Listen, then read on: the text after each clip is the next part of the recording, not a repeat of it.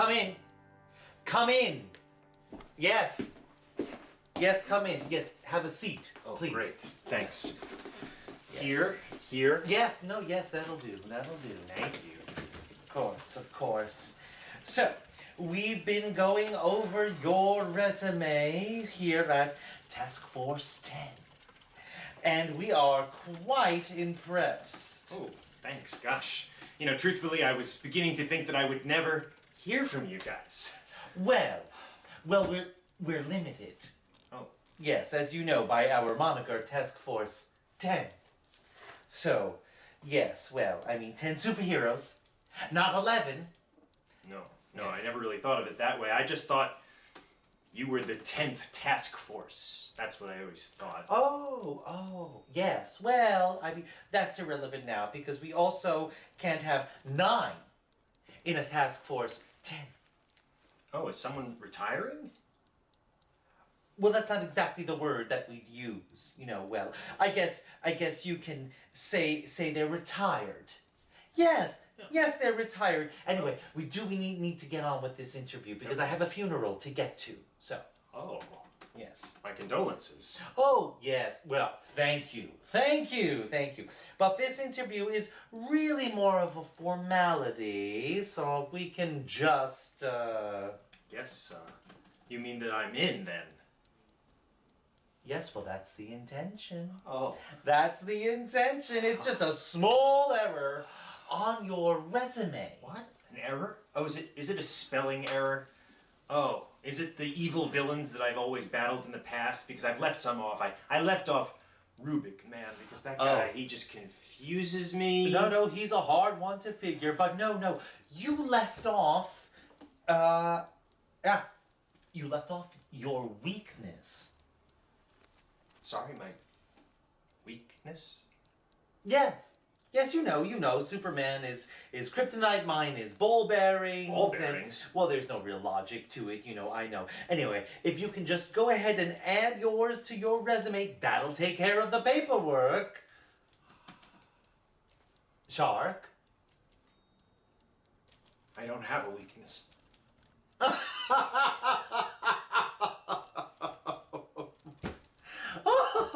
Of course you do. Every superhero has one. It's just part of who we are. With a positive comes a counterbalancing negative. Well, I guess I've never encountered my weakness. But didn't you get tested? There's a test. Wait, of course there's a test. It's like an allergy test. But for superheroes. Oh, that test. Yes. So what was the conclusion? I'll pen it in right here. Yeah. Nothing. I'm sorry, nothing. Nothing. I see. Well, that is inconvenient. Wouldn't having a weakness be inconvenient? I think having a weakness is how our enemies can always use it to conquer us, and then they continue doing some evil. Yes, that is always unfortunate when it happens, but it's also what keeps us connected to our humanity. We are reminded that no one is perfect, and there is always a flaw that we have to overcome. Listen, Shark, I'm sorry, but without a weakness, we can't bring you on to Task Force 10. Well, I can't think of a single villain that's got an easy weakness. Well, they all have the same weakness. They're overcompensating egos. Oh, it's what drives them, and ultimately it's what leads to their downfall. So, all this was covered in Superhero Basic Ed. Well, it's part of the licensing program. I kind of just went through the motions on that one. You see, I was still trying to wrap my mind around being a superhero at the time. I see. And no one else questioned your lack of weakness either? No, it never came up. Well, school sure has changed. But that's all irrelevant. When or if you discover your weakness, I encourage you to reapply. So good luck. Yeah, thanks. Yeah. No, don't feel bad, Shark. You'll find your place.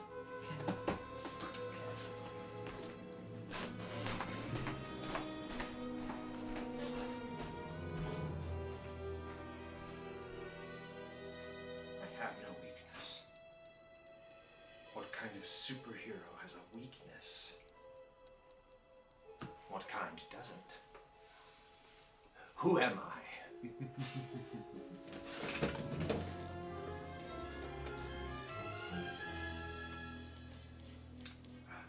Rubik Man, is that you? Yes, it's me, Shark. Well, you'll have to get over it. I know, it was just that one time. Oh, you earned those lumps. Quit complaining. Alright, fine. Listen for a change. Any chance you still have that phone number for the League of International Villains?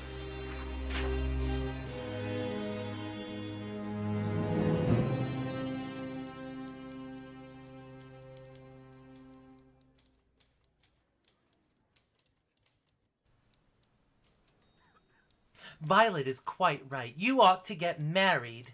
Anne, I will not marry you. Do you hear? I won't marry you. Well, nobody asked you, sir, she said. Sir, she said. Sir, she said. So that's settled. Yes, nobody has asked me, but everybody treats the thing as settled. It's in the air. When we meet, the others go away on absurd pretexts to leave us alone together. Ramsden no longer scowls at me. His eyes beam as if he were already giving you away to me in church. Tavi refers to me to your mother and brings me his blessing. Straker openly treats you as his future employer. It was he who first told me of it. Was that why you ran away? Yes, only to be stopped by a lovesick brigand and run down like a truant schoolboy. Well, if you don't want to be married, you needn't be. Does any man want to be hanged? Yet men let themselves be hanged without a struggle for life, though they could at least give the chaplain a black eye. We do the world's will, not our own.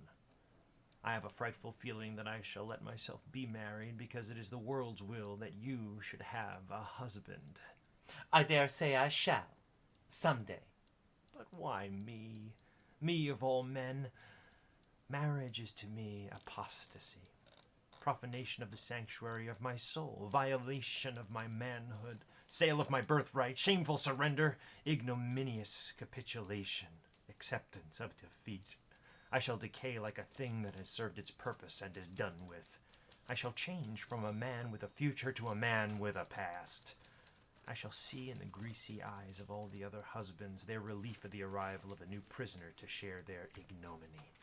The young men will scorn me as one who has sold out. To the women, I, who have always been an enigma and a possibility, shall be merely somebody else's property, and damaged goods at that. A second-hand man at best. Well, your wife can put on a cap and make herself ugly to keep you in countenance. Like my grandmother. So that she may make her triumph more insolent by publicly throwing away the bait the moment the trap snaps on the victim? Well, after all, though, what difference would it make? Beauty is all very well at first sight, but whoever looks at it when it's been in the house 3 days? I thought our pictures very lovely when Papa bought them, when I haven't looked at them for years. You never bother about my looks. You are too well used to me. I might be the umbrella stand. You lie, you vampire, you lie. Flatterer, why are you trying to fascinate me, Jack, if you don't want to marry me? The life force. I am in the grip of the life force. Oh, I don't understand in the least. It sounds like the lifeguards. Why don't you marry Tavi? He's willing. Can you not be satisfied unless your prey struggles? Tavi will never marry. Haven't you noticed that sort of man never marries? What, a man who idolizes women? Who sees nothing in nature but romantic scenery for love duets? Tavi, the chivalrous, the faithful, and the tender-hearted and true. Tavi never marry? Why, he was born to be swept up by the first pair of blue eyes he meets in the street. Yes, I know. All the same, Jack, and men like that always live in a comfortable bachelor lodgings with broken hearts and are adorned by their landladies and never get married. Oh, men like you always get married. How frightfully, horribly true. It has been staring me in the face all my life, and I never really saw it before. Oh, it's the same with women. The poetic temperament's a very nice temperament, very amiable, very harmless and poetic, I dare say, but it's an old maid's temperament. Barren. The life force passes it by. If that's what you mean by life force, yes. You don't care for Tabby, No. and you do care for me. Now, Jack, behave yourself. Infamous, abandoned woman. Devil! Boa constrictor. Elephant. Hypocrite! I must be for my future husband's sake. For mine. I mean for his. Yes, for yours, you had better marry what you call a hypocrite, Jack. Women who are not hypocrites go about in rational dress and are insulted and get into all sorts of hot water. And when their husbands get dragged into and live in the continual dread of fresh complications, oh, wouldn't you prefer a wife you could depend on? No.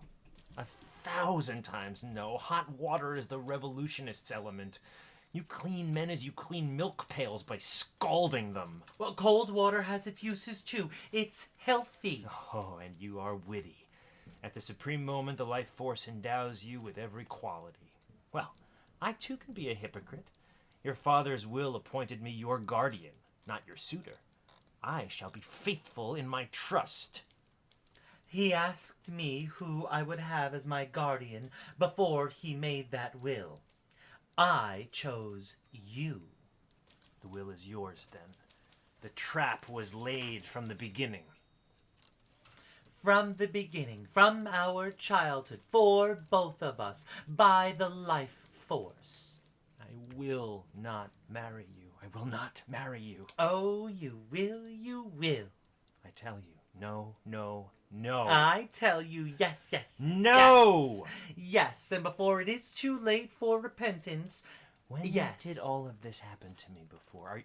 Are we two dreaming this? No, no, no, no. We are awake, and you have said no, that is all. Well, Well, I made a mistake. You do not love me. it's false. I love you. The life force enchants me. I have the whole world in my arms when I clasp you, but I am fighting for my freedom, for my honor, for myself, one and indivisible.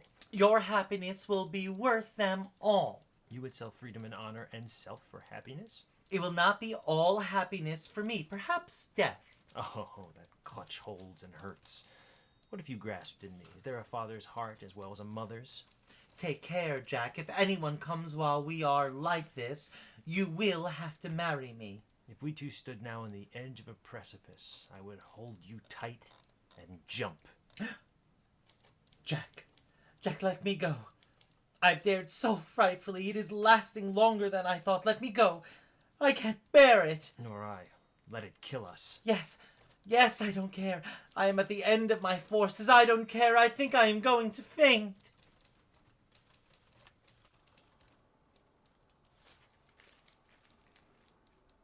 Still on hold.